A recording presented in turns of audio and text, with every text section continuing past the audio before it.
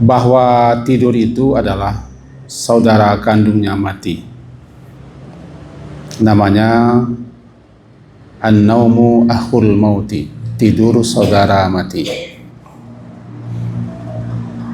Kalau bisa dibilang mati kecil. Mati besarnya ketika telah sampai ajal. Berarti kita setiap malam mati dan setiap pagi hidup.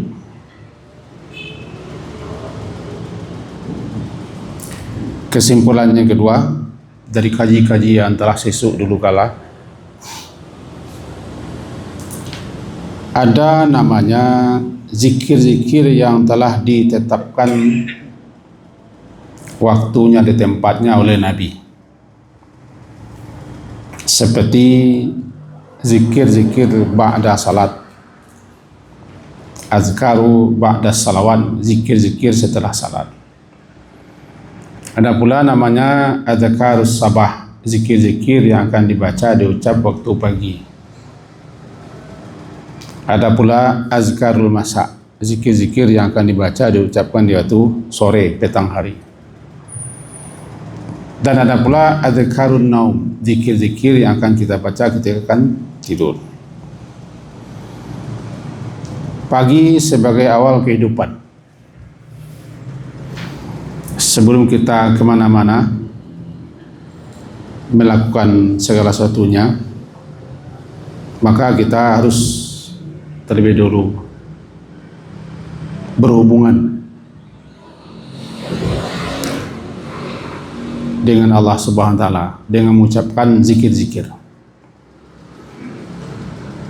Karena pagi itu awal siang, awal kehidupan, awal berkarya, awal bertugas. Sementara sore adalah akhir siang, berlaku semenjak setelah asar sampai maghrib. Bahkan andaikan tak sempat sebelum maghrib pun, setelah maghrib masih diberi toleransi. Maka awal kehidupan atau awal siang dibuka dengan zikir, akhir siang ditutup dengan zikir. Sementara akhir hidup pun dizikirkan. Apa akhir hidup? Tidur. Karena tidur itu mati. Di mana letak kemiripan kesamaannya, maka disebut dengan saudara mati. Di satu sisi ya ruhnya sama-sama keluar meninggalkan jasad. Ketika ruh kita keluar meninggalkan jasad, mati namanya. Nah, sewaktu tidur ruh kita keluar, sehingga kita bisa tidur, tidak mendengar, tidak melihat, tidak merasa. Ruh kita berada di luar. Kapan diizinkan dia keluar, keluar dia. Jika tidak diizinkan, tidak keluar dia. Bagaimanapun kita memicing-micingkan mata, berusaha untuk tidur, malahan memakan pula pil tidur. Jika belum diizinkan, dia tidak keluar.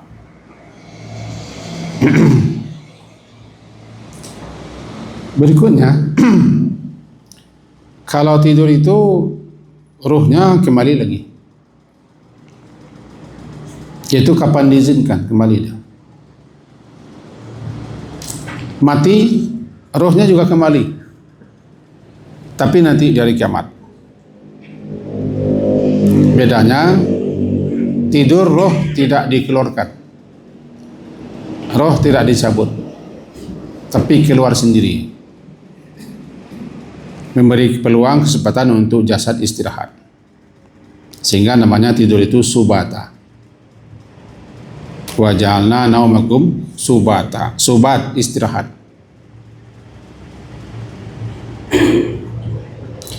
Kalau mati, ruh dikeluarkan, makanya sakit. Kemiripannya adalah roh sama-sama keluar dan sama-sama kembali. Pagi hari roh kembali masuk jasad, hidup dia. Namanya alhamdulillahilladzi ahyana ba'dama amatana. Di hari kiamat roh kita kembali ke jasad barunya. Bernamalah dia nusyur. Kembali lagi untuk berkumpul, berhimpun menghadap Allah. Itu makanya tidur itu disebut dengan mati.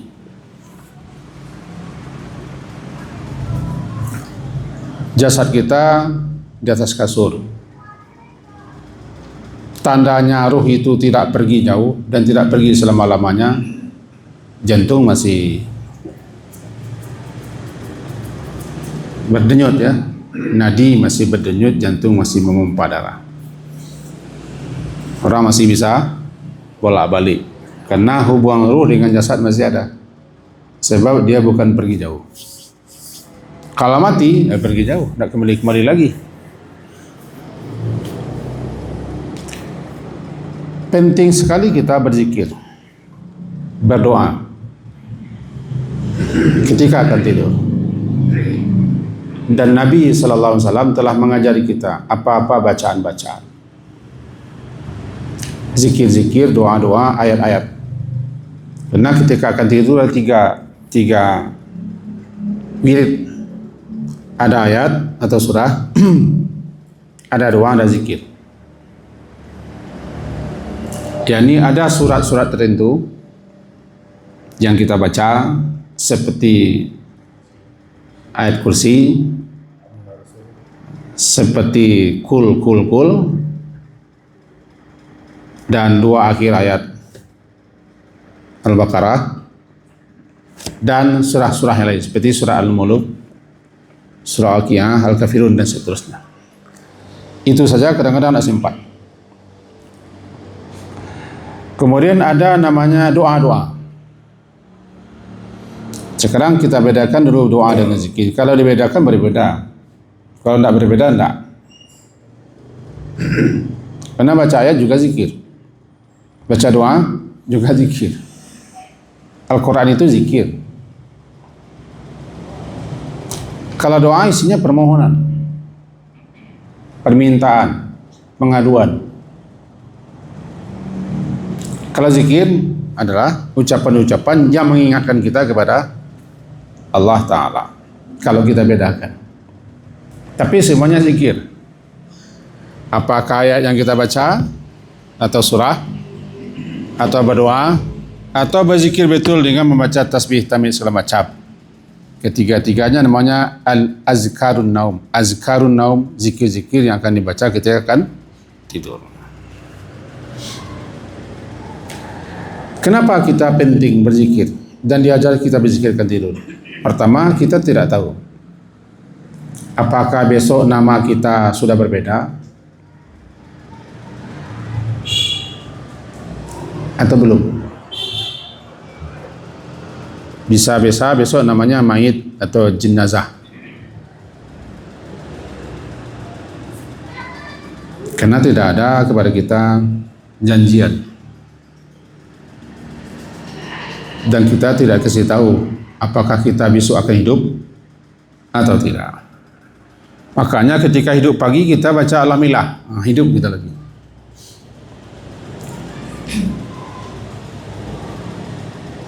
Sehingga kita diajari untuk menutup hidup kita dengan mengontakkan, menghubungkan lagi dengan penciptanya, dengan membaca ayat, doa dan zikir. Andaikan mati semalam itu, berarti kita mati sudah mengakhiri hidup kita dengan berzikir, berdoa, membaca ayat. Yang kedua, berzikir akan tidur sebagai tameng, perisai atau benteng dari berbagai macam gangguan, kejelekan, keburukan, kejahatan makhluk-makhluk. yang kita tidak tahu apa kejahatan malam. Sehingga dalam surat Al-Falaq disebut dengan wa min syarri ghasiqin idza waqab. Dari kejahatan malam apabila dia telah gelap gulita. Bukan malamnya yang jahat, tapi suasana malamnya membuat orang makhluk mempergunakannya untuk berbuat jelek, buruk dan jahat. Kata bergarah-garahnya, kalau kupu-kupu di siang hari mencari makan dalam taman, tapi kalau kupu-kupu di malam hari mencari makan dengan senyuman, jahat itu, kejahatan malam.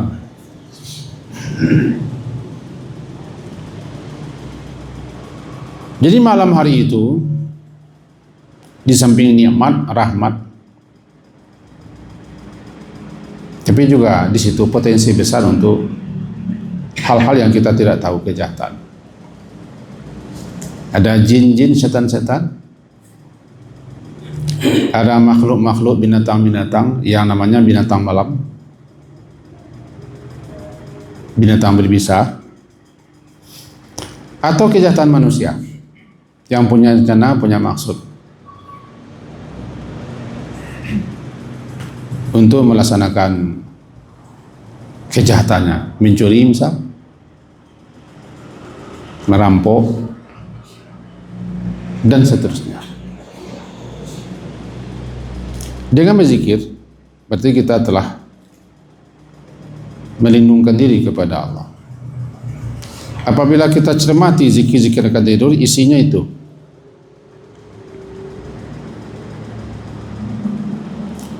Dan mimpi-mimpi buruk datangnya, munculnya terkadang akibat ruh itu tidak berzikir, sehingga tidak ada pagar tameng perisainya ketika berada di luar jasad, gampang dipermainkan oleh syaitan.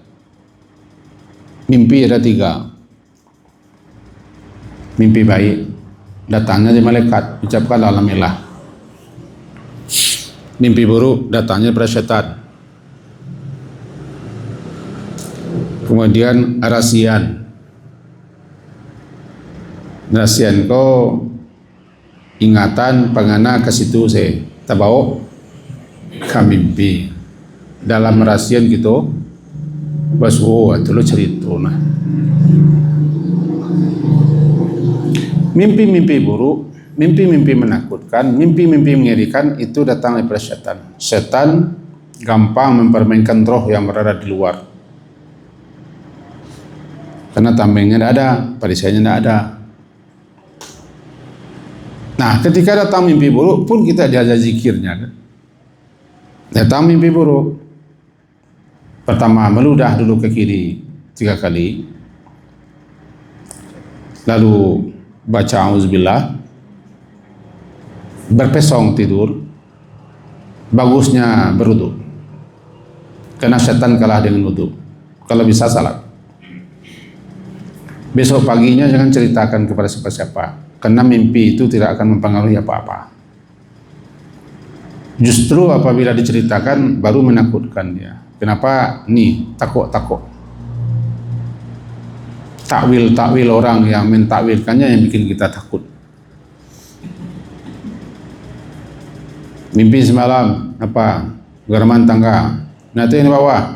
Nanti selesai sakidah. Itu yang membuat kita mudarat. Kata Nabi, jangan ceritakan mimpi kepada siapapun. Mimpi buruk, mimpi jelek. Bahkan mimpi baik pun tidak boleh ceritakan kepada sembarang orang. Karena ada orang mendengki.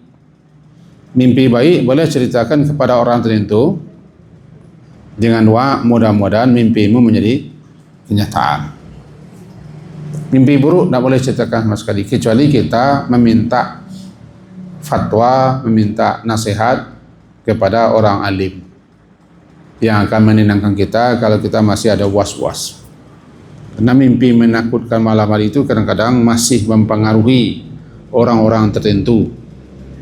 Sekian hari masih itu, apalagi yang tadi datang tukang takut uok sebuah manggil lebih rancak daripada takut uok.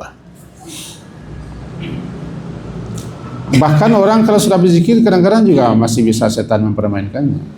Ingat, kalau kita tidur tidak berzikir, setan mendampingi kita tidur. Jangan lupa tuh. Kaji yang dulu betul. Senja hari setan akan masuk rumah. Dia mencari-cari tempat menginap. Tidak berzikir kita masuk rumah, masuk dia. Ada tempat menginapnya. Tidak berzikir kan makan, ikut dia. Tidak berzikir kan tidur, ikut dia. Tidak berzikir ketika berumah badan, ikut dia. Karena jin juga ada di rumah kita. Nah, yang paling ditakuti oleh setan dan jin adalah zikir. Tidak ada senjata lain kecuali zikir.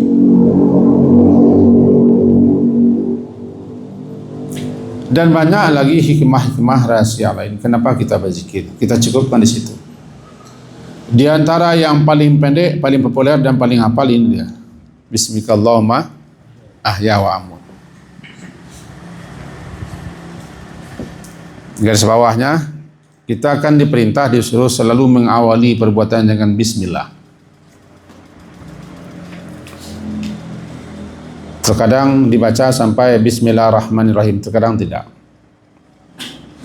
Tidak selalu bismillah digandeng dengan Ar-Rahman Ar-Rahim.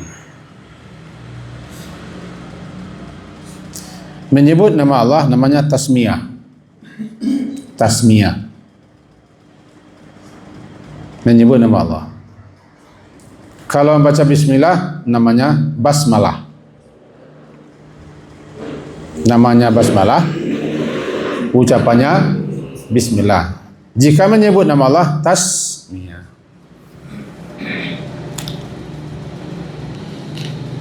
Ketika akan tidur, kita menyebut nama Allah. Bismika. Apa makna bismika? Dengan namamu. Kata-kata dengan. Dengan itu ada tempat bergantungnya. Ada tempat dikaitkan. Kemana dikaitkan, dihubungkan. Sebab dengan itu butuh kepada kata pengaitnya. Dalam bahasa sananya bi, huruf jar. Huruf jar itu ada muta'alaqnya. Saya contoh, dengan kaki mengapa? Berjalan. Dengan tangan memegang, dengan pena menulis, dengan pisau menyayat, dengan motor pergi, dengan namamu mengapa? Kita awal pekerjaan kita Bismillahirrahmanirrahim. Berarti ada. Kenapa baca bismillah? Dengan nama Allah kita awali, kita buka pengajian. Bismillah. Bismillah, dengan nama Allah. Acara ini kita buka secara resmi. Bismillah. Ketika akan berangkat, bismillahi tawakkaltu. Mengapa? Dengan nama Allah saya berangkat. Ketika tidur, ini bismika, dengan namamu. Mengapa dengan namamu? Dengan namamu ya Allah, aku hidup dan aku mati. Kalau didudukan kata-kata ahya, karena kita mengucapkannya sedang hidup. Dan nanti setelah kita hidup, tidur mati. Berarti hidup dan mati lillah. Mahyaya wa mamati lillah. Hidupku dan matiku lillah. Hidup kita, mati kita untuk Allah, karena Allah. Maka kita hidup dengan nama Allah. Kita mati dengan nama Allah, atas nama Allah, untuk Allah, kena Allah. Ada sekian makna daripada bi. Jika kita tidak dengan nama Allah, berarti atas nama nafsu, atas nama syaitan. Maka siapapun yang tidak mengawali, memulai perbuatannya, pekerjaannya, atau apapun, kalau tidak menyebut nama Allah, berarti atas nama selain Allah, walaupun tidak dibacanya. Maka ketika orang baca bismillah, berarti ketika itu dia mengalamatkan, menujukan perbuatannya, pekerjaannya kepada Allah. Sehingga disebutkan kullu amrin, setiap perkara, setiap urusan, la yubda bi bismillah, tidak diawali dengan bismillah, abtar. Pekerjaan itu, perkara itu, urusan itu buntung, abtar buntung, atau ajazam, atau akta, terpotong, terputus. Buntung, terputus daripada rahmat Allah. Karena kita tidak mengalamatkan, tidak menunjukkan pekerjaan itu kepada Allah, terputus dia daripada Allah. Terputus seperti rahmatnya, berkahnya, taufiknya, bantuannya, pertolongannya. Itu pentingnya bismillah. Misalnya, saya minum, langsung saya klok, tidak pakai bismillah. Terputus daripada berkahnya, rahmatnya, terputus daripada pahala dan ganjarannya, terputus daripada perlindungan Allah. Sebab kalau orang tidak pakai bismillah, setan ikut minum. Seorang anak, itu anak orang tuanya, walaupun dia sudah tua, tiba di rumah, buka kulkas, langsung ini. Kalau tahu kita langsung cegah. Sebab ketika itu setan mencari peluang itu. Kita masuk rumah, tidak pula menyebut nama Allah, buka songkok, buka kulkas, makan, tidak pakai bismillah. Ketika itu terputus.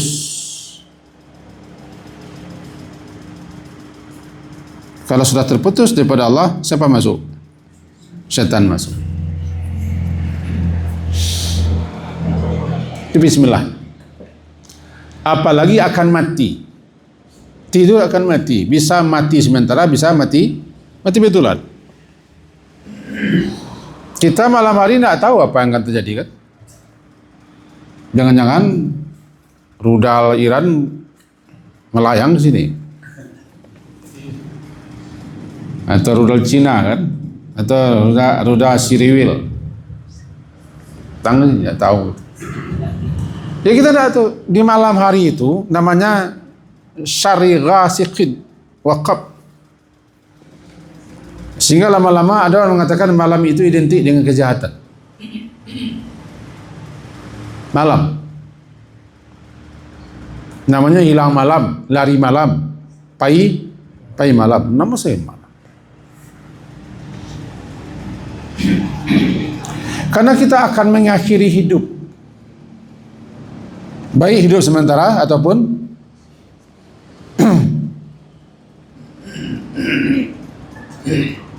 mengakhiri hidup ketika itu. Karena dengan tidur berakhir hidup kita. Sebab kita tidak beraktivitas. Namanya hayah. Al-hayah itu harakah, bergerak. Dikatakan dia hidup karena bergerak, beraktivitas. Nah, ketika tidur kita berhenti hidup. Sekaligus dengan baca bismika itu kita menyandar kepada Allah. Entah apa yang akan terjadi malam hari, tidak tahu. Entah kebakaran, entah konslet, entah ada hewan masuk ke rumah, entah ada orang maling, entah ada pembegal, penyamun, entah tahu gitu. Saya pernah lihat di suatu belokan orang punya rumah. Tiba-tiba tengah malam pusuh masuk rumahnya. Blong. Remnya blong. Puso tiba di rumahnya. Untung tidak sampai ke kamar.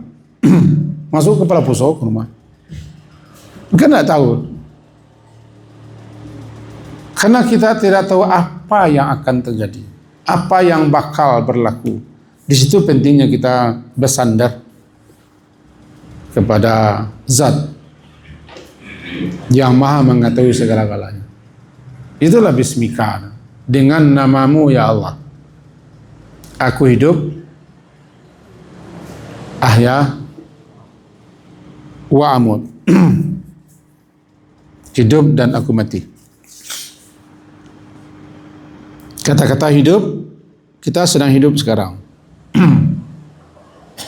Kata-kata mati, sebentar lagi akan mati. Kedua-duanya mudhari'. Mudhari' kata kerja kini. Dengan namamu ya Allah, aku akan hidup nanti setelah mati. Dan sekarang aku hidup, dengan namamu aku mati.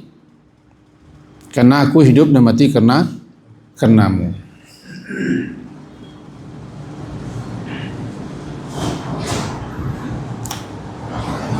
Ini kan salah satu bacaan, tidak satu-satunya bacaan. Tapi daripada tidak membaca satu pun bacaan, apa saja ini? Kita ulang. Ini salah satu bacaan zikir doa ketika akan tidur. Tapi bukan satu-satunya bacaan. Tetapi daripada tidak membaca satu pun, bacalah yang satu ini. Kalau kita termasuk orang yang pantang bertemu, pantang bersua, pantang melekat, jangan baca ketika sudah bertemu. Sebelum bertemu baca. Bertemu dengan bantal, menempel dengan kasur, bersentuhan dengan selimut. Jangan baca. Sebab ada orang yang pantang tersapu, jolong selawah sekali, selalunya. Itu nikmat. Luar biasa nikmat. Nah, jangan baca ketika sudah mengolek, karena itu namanya suatu pengecualian. Sebab tidak selesai-selesai nanti. Kalau kita baca banyak-banyak, zikir akan tidur banyak. Al-Muluk saja 30 ayat. Qul ya kafirun. Qul yang 33. Ayat kursi, amanah Rasul sampai selesai. Paling kurang. Masih ada tambahannya. Ada yang mengatakan al-waqiah, ada sajadah, macam-macam kalau ingin. Itu saja sudah bikin orang lelah. Maka jangan baca ketika sedang mengolek. Di antara zikir-zikir. Jadi kata-kata tadi, ini bukan zikir satu-satunya, tapi ini salah satu zikir yang populer, pendek, gampang dihafal. Bismika Allahumma ahya wa amut. Berkaitan dengan amut lagi. Tadi ahya, sekarang amut. Aku mati. Tadi sudah diawali, hidup 2, mati 2.